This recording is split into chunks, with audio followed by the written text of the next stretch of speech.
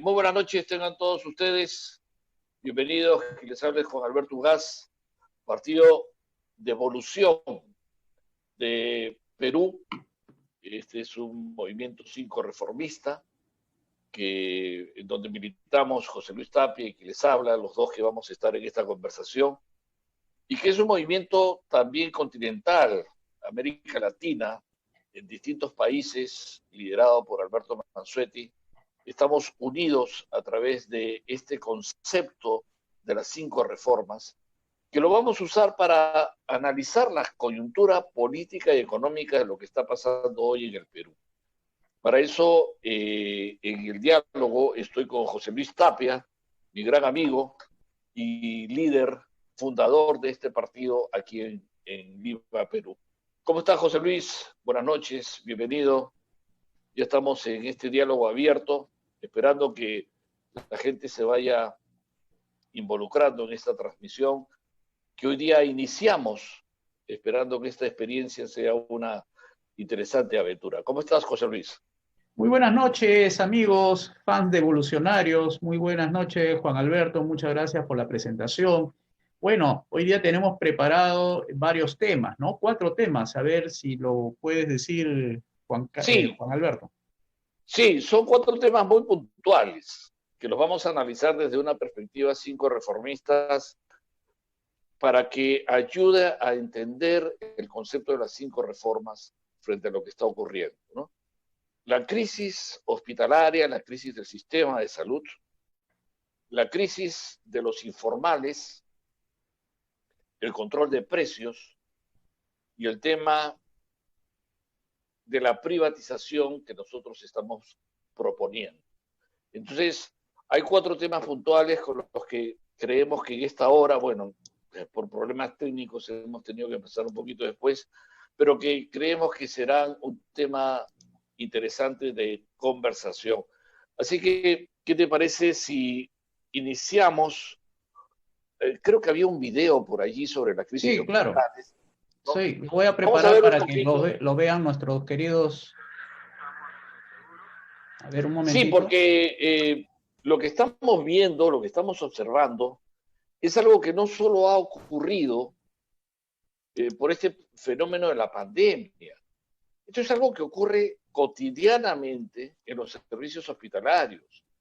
Y eso es lo que vamos a explicar, por qué siempre pasan estas cosas. Claro, con la pandemia se ha exagerado más, se ha acentuado más esta crisis administrativa de la gestión hospitalaria del Estado. Pero siempre ha sido un mal servicio el Estado en el tema de salud. Esto no es novedoso. Vamos con el video. Bien, lo voy a poner para que vean y materialicemos bien nuestra conversación. Ok. Estamos en el seguro y aquí ya falleció una persona por falta de atención. Y hay una persona ya fallecida que se encuentra al frente. Ha estado de un momento.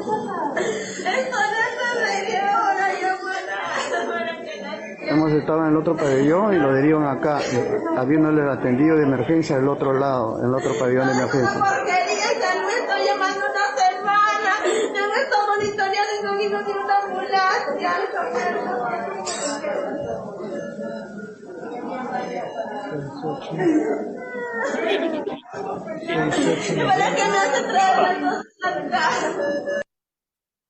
Bien, ok, hasta ahí nomás. Este es un video que salió en la televisión, que, bueno, lo hemos cogido nosotros para hacer un ejemplo de por qué ocurre esto.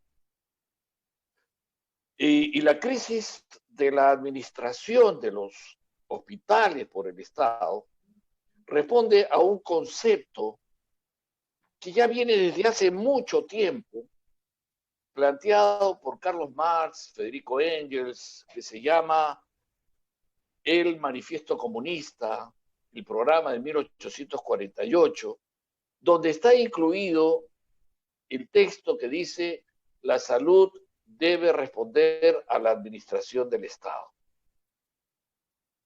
Esto es un concepto socialista, comunista, marxista. Este es un concepto totalmente así. que en distintos países empezaron por populismo, qué sé yo, a implementarlo, a construirlo, y llegó hasta el día de hoy. Por eso es que hay una gran diferencia entre lo que significa el sistema privado de salud y el sistema estatal de salud. Aquí en el Perú lo podemos notar muy bien, porque tú entras a una clínica privada y la atención es diferente. Entras a un hospital y es un desastre. O sea, esto que ha ocurrido, ahí hay un señor que se murió en los pasillos del hospital. Eso es una cosa que puede ser muy común, que ahora se acentúa o se muestra más por el tema de la pandemia. Pero es un tema que siempre ha sido así. O sea, tú vas a emergencia de los hospitales en otras épocas y vas a ver que es una crisis terrible. Hay una mala administración. A veces no hay remedios, hay una serie de cosas que no hay, la logística es mala, es pésima, porque siempre fue así.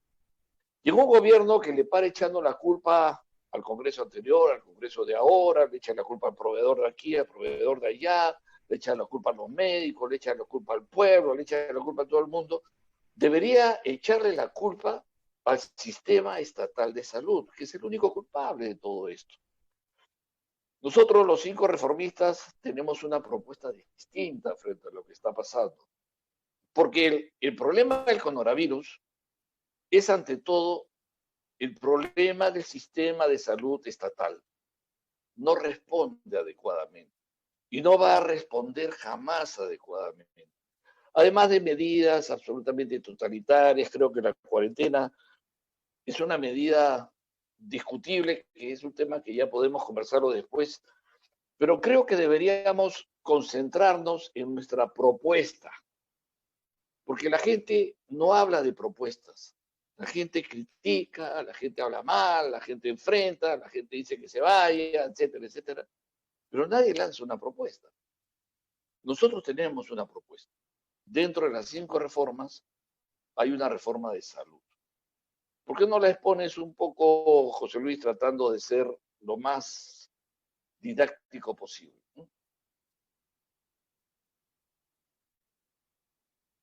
Muchas gracias, Juan Alberto. Efectivamente, la propuesta que nosotros alcanzamos al pueblo peruano es la de la reforma de salud o la reforma del sistema o la reforma del servicio de salud, porque es un sistema que está colapsado, ¿no? Es un sistema en el cual no funciona. Inherentemente, el sistema ya viene fallado. O sea, no se puede reparar algo que ya viene con defecto de fábrica. Y el defecto de fábrica es que el gobierno maneje los hospitales, los policlínicos, maneje las postas médicas, cuando su sistema diseñado tiene falla de origen y no se puede realizar ninguna gestión estatal con resultados de calidad, de primer mundo y sobre todo que esté al alcance de los bolsillos de las personas. Entonces, lo que nosotros proponemos es un cambio de sistema, es pasar de la actual gestión estatal a una gestión opuesta, que no tiene defecto de fábrica, que es el sistema privado, es el mercado privado de la salud. Ahora bien, preguntarán por ahí, que es normal, pero si dejamos que esto funcione como un mercado privado de la salud, donde las personas paguen de su bolsillo, y nos olvidamos de los hospitales estatales, las postas, los policlínicos, no estaríamos de alguna manera condenando a las personas que no tienen esa facilidad económica de poder pagar un servicio como ahora lo vemos, que es de alguna manera que no está al alcance de los bolsillos. Entonces nosotros respondemos, es que esta reforma de la salud no puede ir aislada de las otras 4 reformas. Las 4 reformas que nosotros señalamos que deben ir en paralelo y de manera rápida, lo más rápida posible su implementación son reforma política, reforma económica reforma educativa y la reforma de pensiones y jubilaciones. Es como el carro que tiene 4 ruedas. Tú no le puedes pedir que funcione adecuadamente un auto cuando solamente le funciona 3 ruedas. No puede caminar.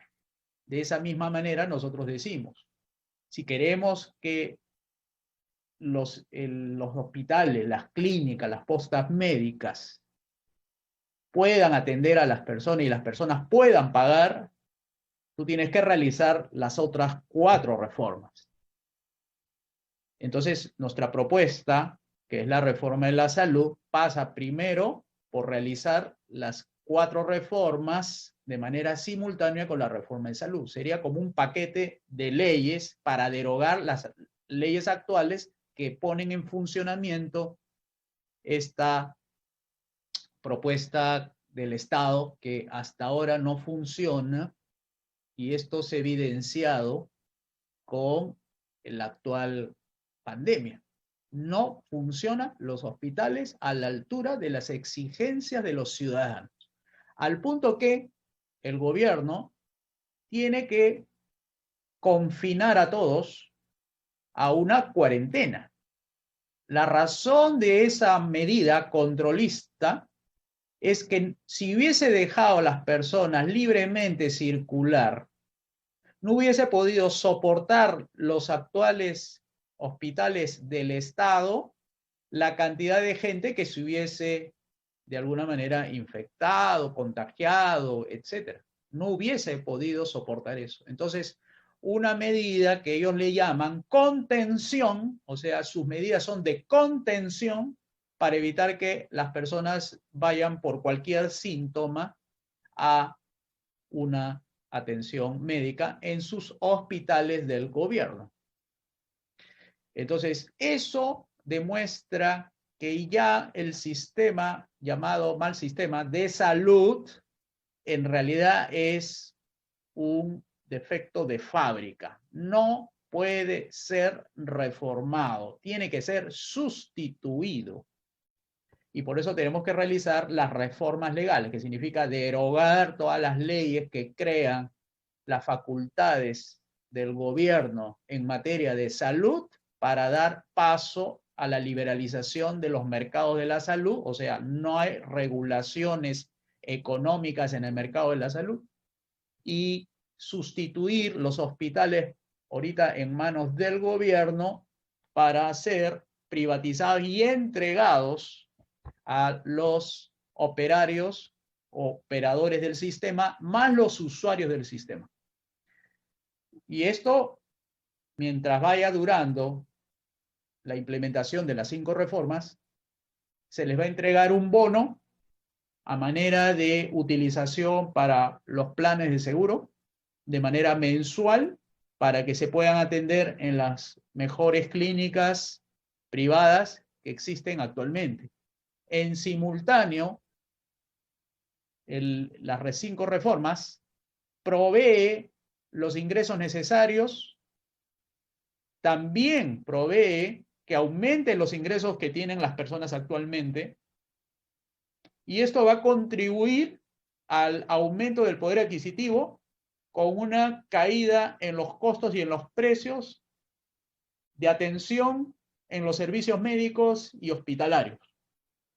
O sea, sube por un lado la capacidad adquisitiva porque caen los precios y los costos de las medicinas, de los cuartos en los hospitales, atención médica cae porque digamos, cae por lo mismo que estamos haciendo la reforma política, y es la eliminación de muchos impuestos, y va subiendo gradualmente la oferta hospitalaria, la oferta de servicio de salud. O sea, lo que vemos actualmente es lo que existe, es porque el mercado está de alguna manera controlado por el gobierno y no permite que haya más iniciativa privada en el campo de la salud. Y por eso tenemos 65 hospitales privados, entre clínicas, hospitales, que lo ofrece el sector empresarial.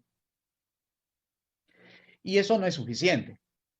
Por eso hablamos de las 5 reformas, para que ya no haya 65, sino haya 300, 400 unidades hospitalarias en el país y ya no se sature de personas haciendo colas, porque no solamente observamos colas en los hospitales estatales, también observamos colas en los hospitales privados. José Y esa es la Luis, razón por la cual necesitamos ese cambio de mercado.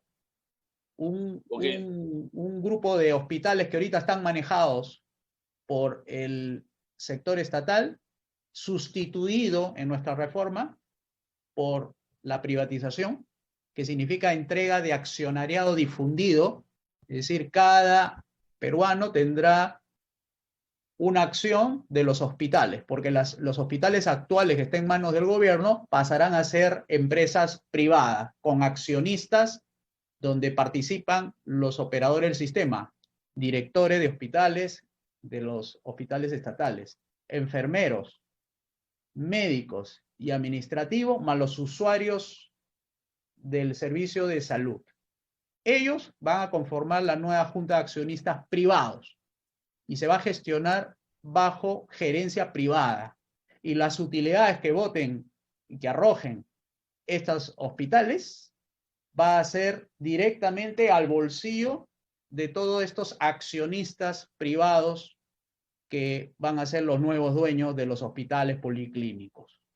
Y ya no va a haber más financiamiento del gobierno hacia el sector ahorita, porque ya no va a haber hospitales estatales, sino va a ser ahora transferido todo a los usuarios, enfermeras, médicos, directores administrativos, más los usuarios del servicio. Eso es, en resumen, la reforma de salud que se acompaña con las otras 4 reformas.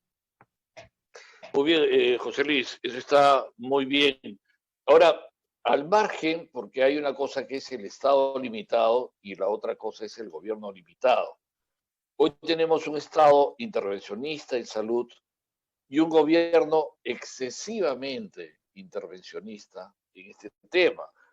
Yo no sé cómo contemplas la cuarentena por un lado y por otro lado, si la salud debe ser un tema de responsabilidad individual, particular, o un tema donde el Estado, si yo estoy mal, me tiene que ordenar a mí qué cosa hacer, ¿no? Que era un tema que estábamos conversando el otro día sobre la forma como se está comportando este gobierno en todos sus excesos, buscando una obediencia absoluta en una cuarentena que incluso ya es discutida con otras experiencias de países distintos. ¿Crees que esto de la cuarentena, al margen del estado limitado que planteamos nosotros, frente al estado intervencionista que tenemos nosotros en salud, es un gobierno que no se ha limitado, sino se ha extralimitado en sus acciones? Sí, querido Alberto, y tenemos que ir terminando también este tema porque recuerda que tenemos por ahí 3 temas más. Sí. Efectivamente, la cuarentena no es una solución definitiva, ¿no? Puede ayudar, eso sí, a aislar a las personas que se encuentran enfermas y que puedan ser focos de contagio. Eso sí, hay que hacer la cuarentena a los enfermos. Por otro lado, la responsabilidad de los sanos es trabajar. Y si por ahí se contagia, que es algo natural que se contagie, pero no podemos hacer una generalización de que todo contagio conduce a enfermarse e irse en cama. No todo contagio es eso. También es de responsabilidad individual tomar las precauciones que los médicos aconsejan en estos casos. Lavarse las manos, ponerse mascarillas, ser aseado. Igualmente, los lugares de trabajo deben cumplir con ciertos protocolos sanitarios. Pero tú no puedes, y de hecho no va a ayudar en nada, aplazar más una cuarentena, porque no solamente estás de alguna manera, entre comillas, cuidando a las personas, sino que además estás destruyendo el tejido económico que ya viene desde hace 2 meses dañándose permanentemente. Y me refiero básicamente a una caída de la producción generalizada. llegando en algunos casos al 50% de su capacidad. De 100%, 50% es lo que está ahorita funcionando en la economía. En su capacidad, la mitad. Entonces, uno tiene que ser consciente que las personas, frente a una responsabilidad tan importante como es la salud, toman sus medidas previsorias siempre que se la informen. Y no se trata de que el gobierno tenga que atender todas las necesidades de las personas. Las principales necesidades de las personas que un gobierno puede ayudar son tres: seguridad, justicia y obras públicas. Y en el tema de seguridad, lo hemos dicho siempre, está el tema de controlar las pandemias, pero no confinar a los sanos y a los enfermos poniéndolos todos en sus casas. Hemos dicho que es un tema de orden sanitario, que tiene que ver con control de aeropuertos, ¿no? Sí. Con controles de puntos infecciosos, pero no está un gobierno limitado, 5 reformista, diciendo de que esas medidas significa cerrar la economía por completo. Claro. Y a eso justo quería ir porque se ve que esto trae una crisis de los informales, de los que viven del día a día. Hay un tema crítico que está pasando con ellos. La gente ha salido en esta emergencia, porque tiene que alimentar a su familia, a vender sus cosas a la calle. O sea, se salieron por una necesidad. Hay un video ahí que hemos cogido también de la televisión, José Luis, que clarifica mucho. Hay una discusión incluso de un señor que está vendiendo sus productos y que dice, ¿qué quiere que haga? Que me muera de hambre en mi casa, en mi familia, yo tengo que salir a trabajar, en fin, ¿no? Y que tiene razón, tiene que alimentar a su familia, ¿no? No puede estar él encerrado, y que él dijo, prefiero morir trabajando que morir en mi casa de hambre con mis hijos, ¿no? No sé si está por ahí el video, más o menos así fue la descripción de lo que vimos en la televisión de él, pero que habla de la crisis de esta gente, de nuestros compatriotas que viven del día a día y que, ahí está, creo que este es Mercados en Crisis. A ver, fíjate. Exacto. Entonces pongamos el video para escuchar. Para ver, sí, esto lo hemos cogido del YouTube. ¿Sabes que está prohibido el comercio ambulatorio? ¡Lo sé! ¡Está bien! ¡Yo! Prefiero morir trabajando a que morir de hambre en mi casa. Eso prefiero morir trabajando. ¿Qué por mi hijo?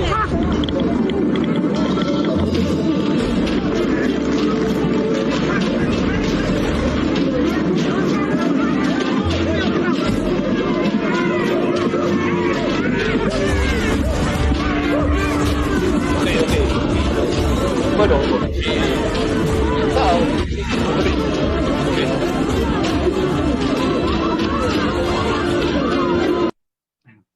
bueno, acá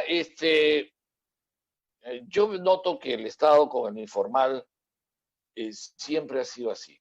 O sea, lo ve como si fuera un problema y en cambio nosotros lo planteamos como que es más bien una solución.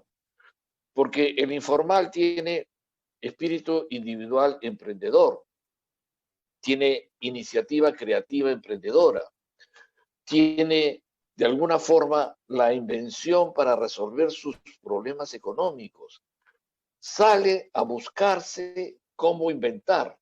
Es lo que von Mises hablaba, la acción humana, ¿no es cierto? Hay gente que no ha tenido esa lectura sobre lo que significa la acción humana, que es un libro incluso que te permite criticar los conceptos estatistas, donde no es la gran planificación del Estado, sino es la acción del ser humano la que permite en el intercambio del mercado dar bienes, servicios, subsistencia, lograr generar riqueza, lograr supervivir frente al hambre.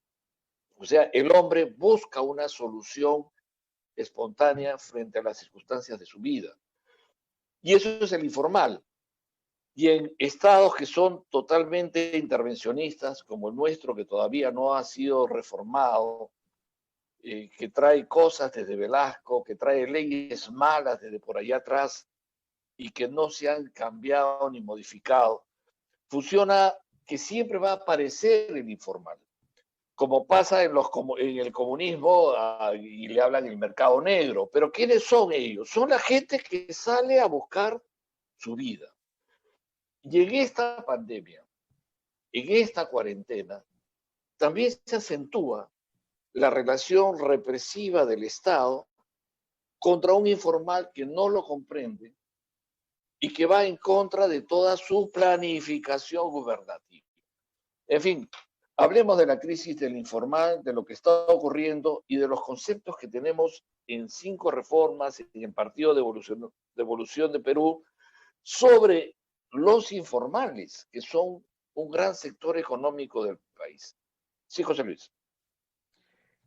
Bien, efectivamente, como tú señalas, hay una lectura equivocada, no solamente este gobierno, ¿no?, sino de todos los gobiernos que yo por lo menos conozco, siempre han visto a la informalidad como un mal y no como una solución. Básicamente lo ven como un problema porque se les escapa de las manos el control. Y cuando ellos señalan que se les escapa el control y no pueden registrarlos, porque millones, no estamos hablando de pocos los que son informales, son millones de personas las que actúan de esa manera, entonces tenemos el argumento de que en realidad el que se esté equivocando es el gobierno en dar las leyes, digamos así, poner las leyes al servicio de los ciudadanos para generar orden, y más bien lo que están proporcionando el sistema político, que nosotros lo denominamos socialista, en una situación totalmente costosa para su cumplimiento. Las leyes que se dan en el Perú son inaplicables a una realidad tal como la venimos señalando. Nuestra realidad es diferente a lo que las leyes pretenden generar como orden. Entonces, hay una disputa, una especie de, creo yo, de rebelión, una rebelión civil frente al tipo de ley que le obliga a actuar de una manera cuando la realidad económica le dice que debe actuar de otra. Entonces, la rebelión civil pacífica es la que nosotros vemos.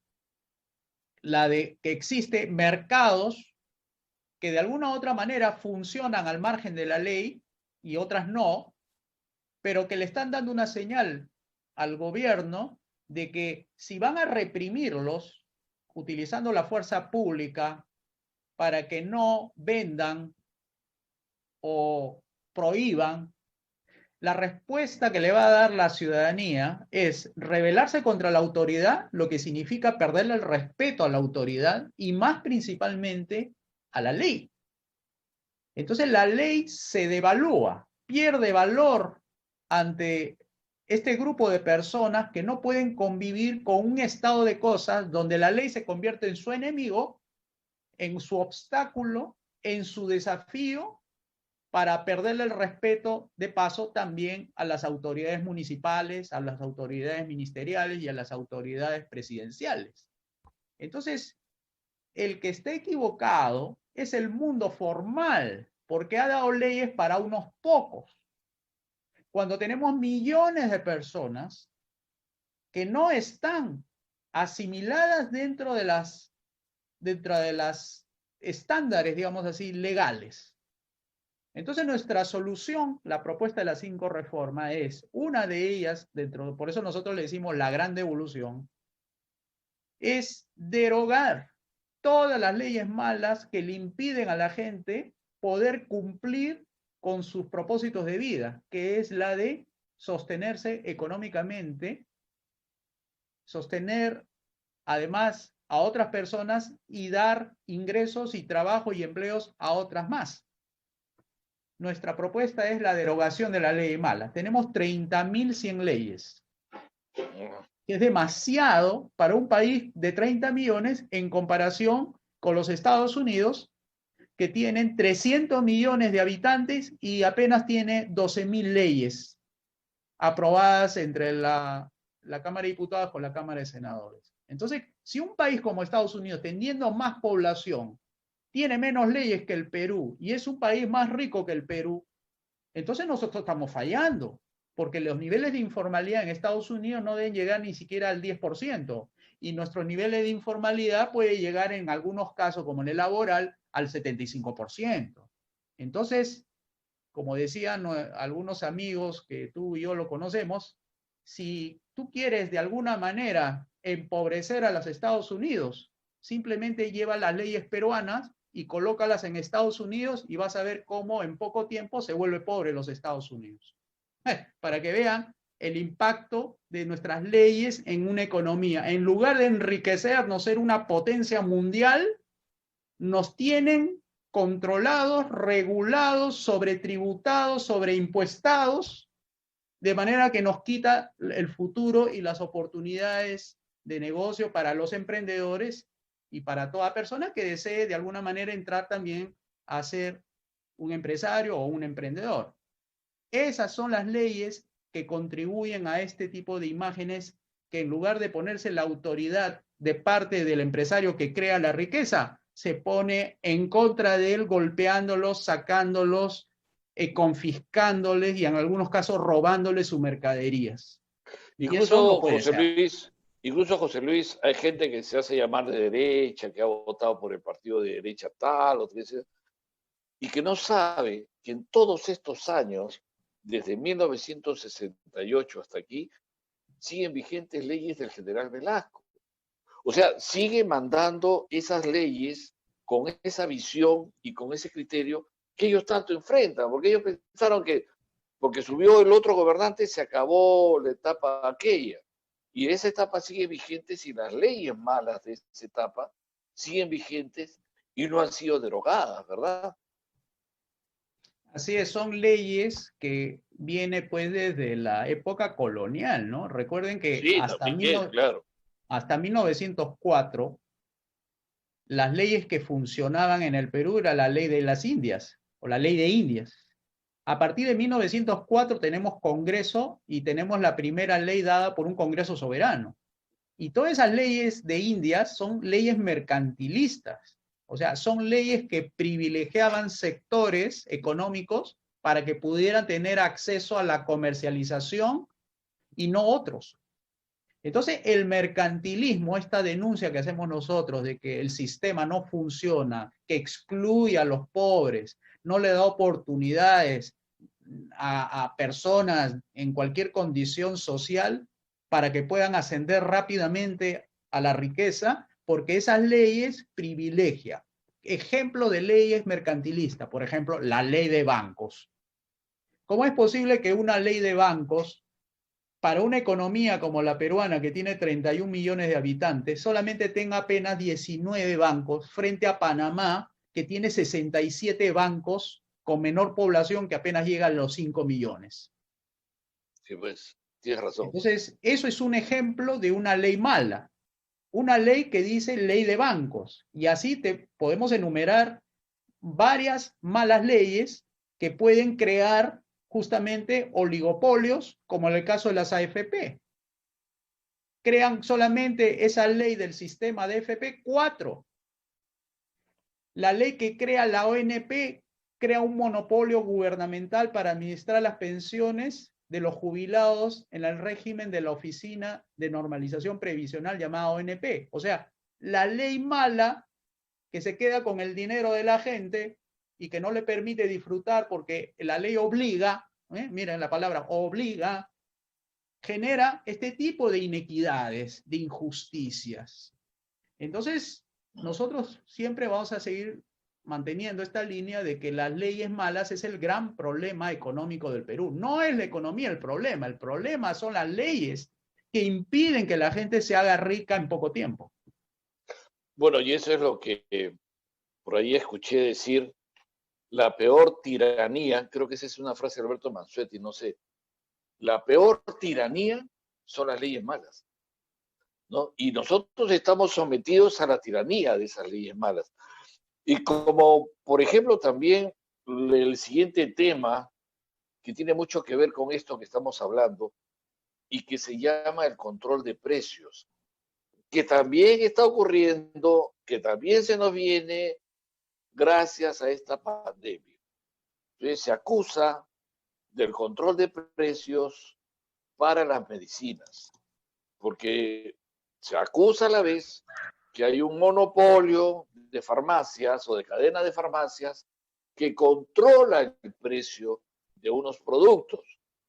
Y lo que se quiere hacer es trasladar de este control de precios monopólicos al otro control monopólico de precios del Estado, el precio de las medicinas. ¿Cómo ves este tema de esta norma mala, de esta ley mala que parece que regresa a la historia del Perú? Hay un video a propósito de eso, de las etapas que ya hemos vivido de los controles de precios, ¿verdad? A ver, ponlo ahí para mirarlo. Para que la gente grafique un poco qué cosa es un control de precios, qué resultados da. Esta semana fueron anunciadas por cuarta vez en 5 meses nuevas alzas en los precios de los alimentos y los combustibles, lo que originó la inmediata respuesta de maestros y trabajadores estatales, quienes se encuentran en huelga desde hace 3 semanas por mejoras salariales. El ministro de Economía anunció además que habrá otros 4 ajustes entre los meses de febrero y mayo. Estamos seguros que conociendo las reglas de juego, las expectativas, la especulación y el acaparamiento se reducirán significativamente. Pero en los mercados sigue la escasez de los alimentos básicos. Estas madres de familia, desesperadas porque hacían cola desde las 5 de la mañana y no se les atendía, rompieron las puertas de este supermercado estatal. Nos hemos visto en la necesidad de hacer este saqueo. Reconocemos que hemos hecho mal, pero el pueblo necesita. Hoy día sabemos que todo ha amanecido con nuevo precio, entonces esperanzadas en que nos... Pero no es solo la especulación. La escasez de arroz y maíz, productos subsidiados de consumo popular, es acentuada por la huelga que hace 10 días iniciaron los agricultores de 3 departamentos selváticos. Ellos reclaman que se les pague las deudas que el gobierno les tiene desde hace 4 meses. Ok, José Luis, listo, eso está perfecto. Todo esto se acabó y nosotros lo recordamos bien en 1990. Se tomó la medida, se hizo la corrección económica y se destapó los controles de precios y se dijo, se abren los mercados. Y nunca más, en 30 años, tuvimos escasez ni inflación. No tuvimos problemas con los precios y muchos de ellos se mantuvieron casi estables hasta estos últimos años, en que empezó este retroceso económico, que no empieza con el coronavirus, empieza desde atrás del coronavirus, un momento antes del coronavirus. Pero bueno, aquí hay 2 cosas que hablan en las noticias de esos tiempos de los 80. Que la medida de controles de precios nuevas es para evitar la especulación y el acaparamiento, cosa que nunca ocurrió. Y hoy día se vuelve a utilizar el mismo concepto de que hay que hacer control de precio para evitar la especulación y el acaparamiento. ¿Cuál es tu opinión, José Luis? Bueno, la historia ha registrado que la fórmula de controlar precios para evitar el alza de los precios tiene fallas. No se puede conseguir los resultados que esperan los que controlan los precios. Vamos a poner un ejemplo. El más usado de los controles de precios es el control de precios máximos. ¿Qué cosa es un control de precios máximos? Es que el gobierno decida que el tarro de leche no debe costar 3 soles, sino 2 soles. Cuando implementan la medida, va a surgir 2 efectos. El primer efecto es el de la demanda. Es decir, va a empezar la gente a decir, el gobierno ha dicho que el tarro de leche ya no va a costar 3 soles, sino 2 soles. ahora sí puedo ir a comprar el tarro de leche porque está más barato y además lo ha anunciado el presidente. Entonces va y dice, deme 2 tarros de leche porque ahora con 2 soles le puede alcanzar para 2 tarros de leche pagando solamente 4 soles. Por el otro lado tienes el otro efecto, el efecto de quienes venden el tarro de leche. Y cuando venden el tarro de leche, dicen, pero si mis costos son 2 soles 50 el tarro de leche y gano 50 céntimos por cada tarro de leche, y por eso lo vendo a 3 soles. Y ahora el gobierno me obliga a mí a vender el tarro a 2 soles, entonces voy a perder 50 céntimos. Y no voy a poder ni siquiera cubrir mis costos, que es 2 soles 50. Entonces no es negocio. Entonces dice, prefiero cerrar. Y cuando cierra un negocio, está cerrando la oferta. Es decir, va a haber no una empresa que no puede operar a 2 soles 50, sino que va a ser miles de empresas que también van a cometer esa misma decisión. Y entonces va a producirse la escasez. Por un lado tienes a un grupo de gente que quiere comprar a 2 soles y por el otro lado tienes a empresa cerrando porque no puede vender a 2 soles. Y ahí se abre una brecha. La brecha es mayor demanda, menor oferta. En economía, cuando la demanda es mayor que la oferta, los precios suben. Entonces, lo que quería el gobierno era evitar que suban los precios y sin querer, porque a veces sucede eso, no lo tiene planificado. Sin querer está provocando, por un lado, que la gente haga cola de 2 cuadras, 3 cuadras, porque creyendo que controlando los precios para que no especulen, no suban, va a solucionar que las personas puedan encontrar no solamente el tarro de leche, sino imagínense cuántos controles de precios podrían haber bajo la justificación de que es un bien esencial, medicinas. Entonces, tienes un grupo mayoritario de gente queriendo comprar y también tienes un grupo minoritario de empresas que empiezan a cerrar y empieza a, como se llama, a fluctuar los precios hacia arriba. ¿Cuál es la lección de esto que lo sufrimos nosotros, lo que hemos vivido los años 90 para atrás?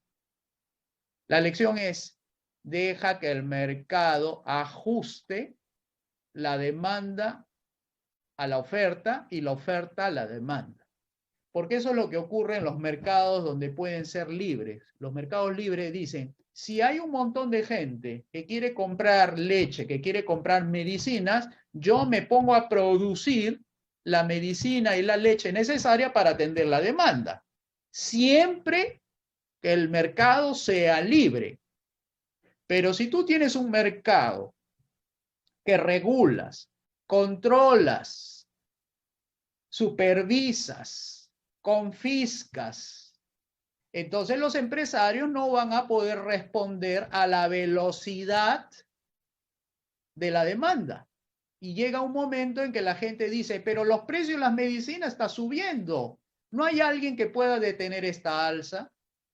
Si el mercado que tenemos actualmente fuera realmente libre, la velocidad de reposición de esas medicinas que desaparecieron en el momento que fueron mucha gente a comprar en mancha, como decimos, las medicinas por este contexto actual, podrían rápidamente hacer un pedido y reabastecerse las farmacias, las boticas. Pero resulta que nuestro mercado no es libre, en el sentido de que para que exista una medicina en una botica, en una farmacia, tiene que ser aprobada por una entidad que se llama Digemit. Así es, así es. Y Digemit es una entidad que autoriza o desautoriza, que aparezcan farmacias y boticas. Y permite el monopolio del mercado mercantilista, ¿no es cierto? Es un argumento para que un grupo pequeño maneje el mercado hasta que Digemit se le ocurra darte el permiso. Y existe por esa razón estas famosas 4 cadenas, Inca Pharma, Botica de la Salud, es decir, que corresponden a grupos económicos. claro, el propio Estado, con sus propias normas, ha producido lo que el Estado mismo está tratando de atacar, este monopolio de cadenas de farmacia. Sus propias leyes y sus propias instancias institucionales, ¿no es cierto?, han permitido que todo esto ocurra. Esto ocurre porque el Estado lo ha normado. Exacto. Las leyes malas producen resultados malos. Y los resultados malos son cadenas que te llevan el 60% del mercado de medicamentos, se la llevan estas 4 cadenas de farmacias.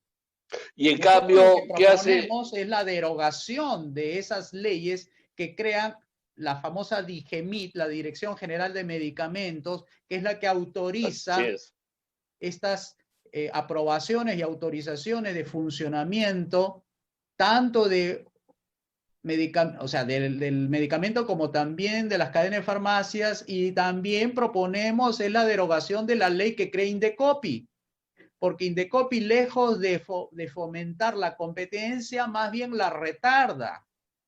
Lo pone dentro de un paquete de normas, de regulaciones que Indecopi da todos los días en su norma legal del peruano, donde dice cómo se debe competir.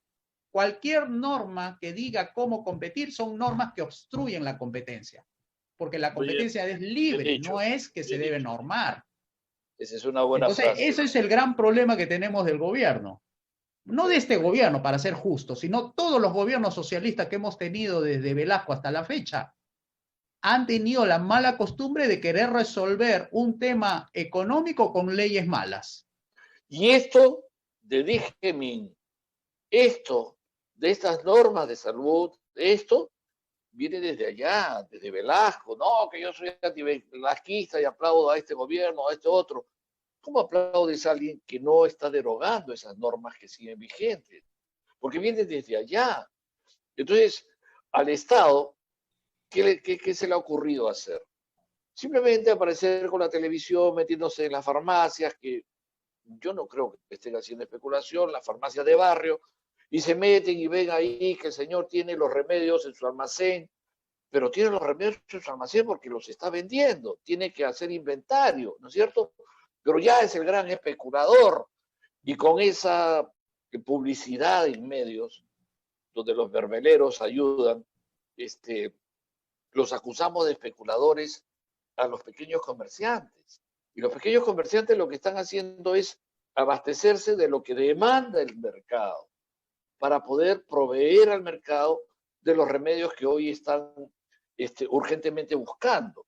Pero en fin, yo creo que el tema pasa más bien por tener la valentía de derogar estas leyes y de derogar estas instituciones que permiten que ocurra justo lo que todos cuestionamos, que solo unas cuantas manos manejen el mercado farmacéutico. Y es que el Estado peruano es mercantilista, es para unas cuantas manos, es benefactor de unas cuantas manos. Bueno, hay un tema. Se nos está yendo el tiempo. Sí, vamos a hablar sobre las privatizaciones rápidamente, José Luis. Tenemos 3 minutos. Sí, se fue el tema, se fue el tiempo muy rápido. Hemos estado muy entretenidos. Dale, José Luis, con privatizaciones, rápidamente. A ver, permíteme un momento ajustar aquí unas cosas y comparto pantalla. Ya. Ok, ahí va. Ok, vamos. El espíritu navideño parece que se ha adueñado de la política. Por primera vez en mucho tiempo, el gobierno ha tomado una decisión con la que todos están de acuerdo: modernizar la refinería de Talara en el departamento de Piura. A simple vista es una imponente estructura marciana que emerge del mar. Lejana, imponente, misteriosa, pero Talara nos afecta y nos incumbe a todos. Su modernización tiene que ver con nuestros bolsillos, con nuestra salud, con la paz interna del país, y está ligada al futuro del petróleo peruano y a la llamada seguridad energética.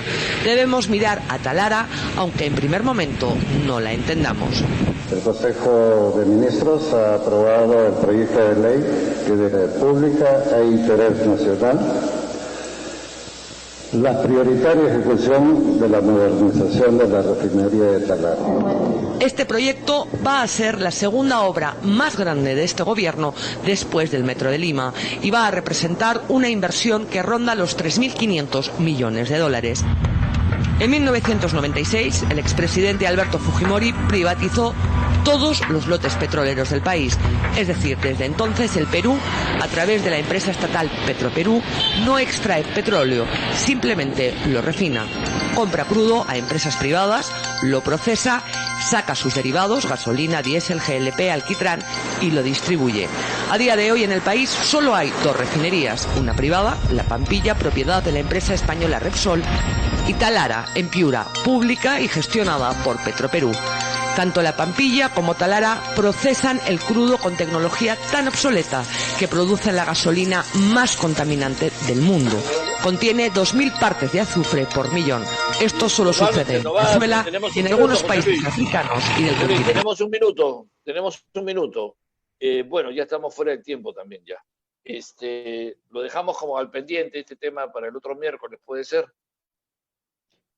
Sí, por respeto a nuestros fans que han estado desde las 9 de la noche, Sí. vamos a dejarlo esto como un tema a discutir, porque el tema en realidad era el tema de las privatizaciones y cómo contribuiría nuestra propuesta de las privatizaciones populares, es decir, de accionistas, los peruanos, a que reciban ingresos de manera pasiva, sin tener que trabajar, solamente gozando de las utilidades que rendirían estas empresas como Petroperú para el bolsillo de cada peruano, ¿no? Bueno, como primera experiencia se nos tenía que pasar un poco el control del tiempo, ¿no? Nos hemos ido un poco en el gusto de tocar todos los temas que hemos tocado, no hemos manejado mucho el control del tiempo.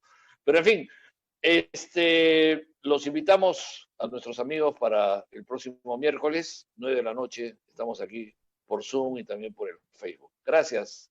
Buenas noches, José Luis. Buenas noches, Juan Alberto. Buenas noches, amigos, y los esperamos entonces la próxima semana.